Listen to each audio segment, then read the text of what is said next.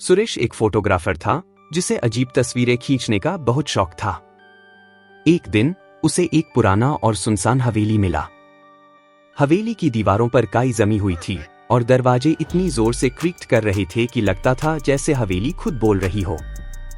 सुरेश ने हवेली के अंदर प्रवेश किया और वहां की तस्वीरें लेने लगा।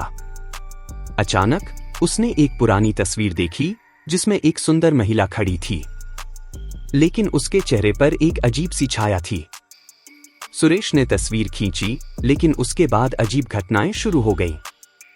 जैसे ही सुरेश ने तस्वीर अपने कैमरे में देखी, उसकी आंखों के सामने वही महिला उभरने लगी। सुरेश ने सोचा कि यह सिर्फ उसकी कल्पना है, लेकिन रात होते ही उसे सपने में वही महिला बार बार दिखाई देने लगी। वह डर गया, लेकिन उसने हिम्मत नहीं हारी।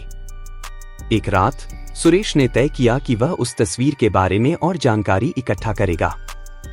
उसने शहर के पुरातत्व संग्रहालय में जाकर जानकारी जुटाई।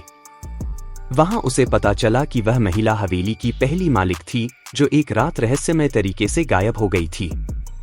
लोग कहते थे कि उसकी आत्मा अब भी हवेली में भटकती है। सुरेश ने निर्णय लिया कि वह फिर से हवेली जाएगा। इस बार उसने अपने साथ एक मित्र को बुलाया। दोनों ने रात में हवेली में रहने का फैसला किया। जैसे ही रात गिरी, सुरेश और उसका मित्र एक अजीब साउंड सुनने लगे।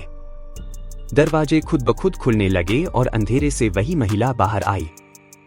महिला ने सुरेश से कहा, तुमने मेरी तस्वीर खींची है, लेकिन तुम मेरी कहानी नहीं जानते। मुझे अपने अस्तित्व का कारण बताने के लिए यहाँ लाओ। सुरेश और उसका मित्र डर से कांपने लगे, लेकिन सुरेश ने अपनी हिम्मत जुटाई और कहा, मैं तुम्हारी कहानी जानना चाहता हूं। महिला ने सुरेश को अपनी कहानी सुनाई। वह एक खूबसूरत महिला थी जिसे धोखा देकर उसके पति ने मार दिया था। उसकी आत्मा को शांति नहीं मिली। सुरेश ने वादा किया कि वह उसकी कहानी सबको बताएगा। तभी महिला ने कहा, यदि तुम सच बोलते हो तो मैं शांति पाऊंगी। सुरेश ने महिला की कहानी को पूरी ईमानदारी से लोगों तक पहुंचाया। कुछ दिनों बाद हवेली की अजीब घटनाएं थम गईं। सुरेश ने महसूस किया कि कभी कभी अतीत की कहानियां हमें खौफनाक लगती हैं, लेकिन उन्हें सुनकर ही आत्मा को शांति मिलती है।